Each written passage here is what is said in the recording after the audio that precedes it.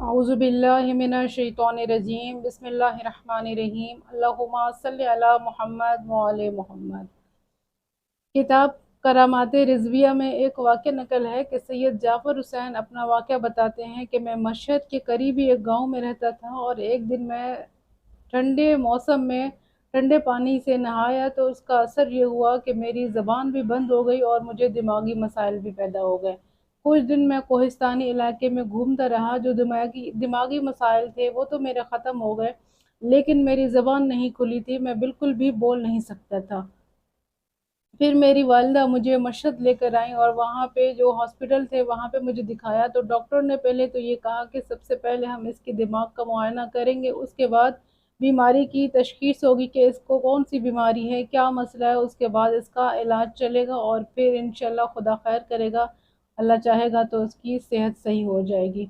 ये कहता है कि मेरी माँ मुझे बताए बगैर मशहद में इमाम अली रज़ा अलैहिस्सलाम के हरम में चली गई और मैंने भी इरादा किया, मैं पहले जाके गुस्ल किया और फिर मैं इमाम अली रज़ा अलैहिस्सलाम के हरम में जाने लगा। जब मैं हरम में दाखिल होने लगा तो दिल ही दिल में मैंने ये ख्याल किया और ये बातें की इमाम अली रज़ा अलैहिस्सलाम से कि मौला, मैं आपके दरवाज़े पे आ रहा हूँ, मुझे या तो सेहत दें, शिफा दें, या तो फिर मुझे मौत दे दें। ऐसी ज़िंदगी से बेहतर है कि मैं मर जाऊं और मैं जब तक मुझे शिफा नहीं मिलती मैं अपने गांव वापस नहीं जाऊंगा, यहाँ पे ही रहूंगा। और उसके बाद ये कहता है कि जब मैं दाखिल हुआ हरम में तो मुझे ऐसा लगा कि ना मैं झुक सकता हूँ, ना पीछे हट सकता हूँ, ना आगे बढ़ सकता हूँ और ना बैठ सकता हूँ। मुझे ऐसा महसूस हुआ कि जैसे मेरे जिस्म को किसी ने बांध दिया हो। और फिर थोड़ी देर गुजरी कि आवाज़ आई कि मुझे कहा गया कि कहो बिस्मिल्लाहिर्रहमानिर्रहीम और अम्मी जान आप कहाँ हो।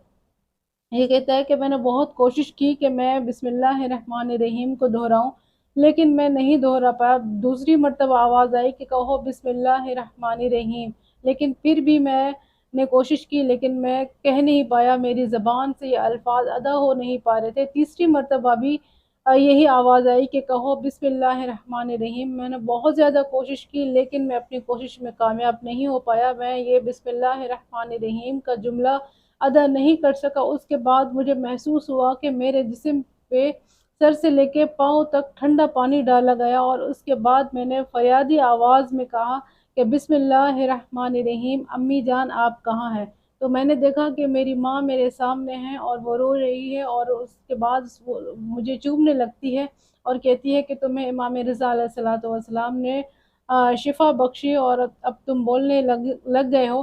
तो मैंने अपनी अम्मी से सवाल किया कि अम्मी जान आप कहाँ थी। तो मेरी वालिदा मोहतरमा ने कहा कि मैं उस जगह पे थी कि जहाँ पे जो सहन शिफा है, जहाँ पे लोग अपने आप को कैदियों की तरह बांधते हैं और इमाम रज़ा अलैहिस्सलाम से शिफा हासिल करते हैं। मैं भी वहाँ पे गई और मैंने भी सवाल किया कि मौला रज़ा मेरे बेटे को शिफा नसीब हो, उसको शिफा दो ताकि उसकी जो बीमारी है वो दूर हो जाए। फिर मैंने तुम्हारी आवाज़ सुनी कि तुम कह रहे हो बिस्मिल्लाहिर्रहमानिर्रहीम अम्मी जान आप कहाँ हो।